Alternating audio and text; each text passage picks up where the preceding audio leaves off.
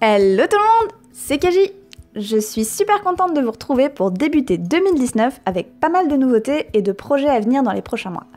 Mais à l'heure actuelle, je voulais partager avec vous une nouvelle migration de carnet parce que j'ai terminé mon Rodiarama.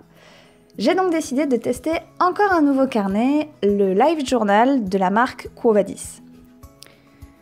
Comme je commence à avoir quelques carnets, j'envisageais de vous faire une petite review avec un comparatif des différents carnets que j'ai déjà utilisés. Donc si jamais ça vous intéresse, mettez un petit pouce bleu sur la vidéo et je vous préparerai ça. Pour le moment, je vous présente très rapidement le Live Journal. C'est donc un carnet à points avec index et pages déjà numérotées, au format A5, et je l'ai surtout choisi parce que le papier c'est du Clairefontaine, donc une valeur sûre, et parce qu'on a un papier blanc, et non pas avec des sous-tons jaunes ou beige comme on peut trouver habituellement. Maintenant que ça c'est dit, on peut attaquer la préparation du carnet. À la fin de mon ancien carnet, j'ai déjà préparé ma migration et je n'ai plus eu qu'à la suivre. Si jamais vous voyez pas de quoi je parle, j'ai déjà fait une vidéo sur le sujet, je vous mets le lien dans le petit en haut à droite. On commence donc par la page des clés. Dans le Rodiarama, j'avais choisi des clés sous forme de puces, mais j'ai finalement choisi de revenir à des cases avec lesquelles je suis plus à l'aise. Pour la déco, je trace un trait avec ma gomme de masquage, puis je passe un coup d'aquarelle pour, au passage, tester la résistance du papier à l'eau.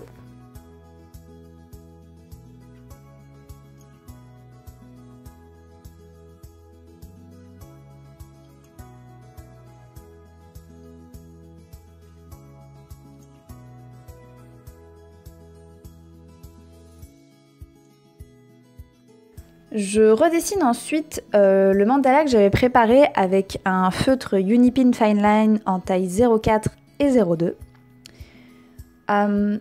Mes pages de clés ont toujours été très simplistes et cette fois-ci j'avais envie de la décorer un peu plus que d'habitude.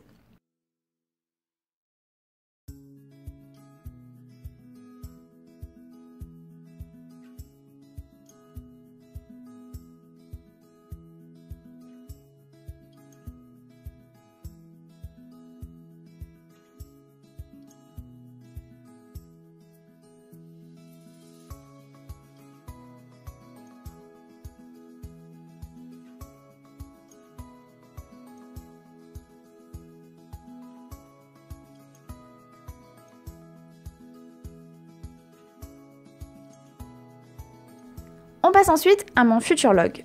Je me suis inspirée d'une image que j'ai trouvée sur internet, mais je n'ai pas trouvé le nom de l'artiste.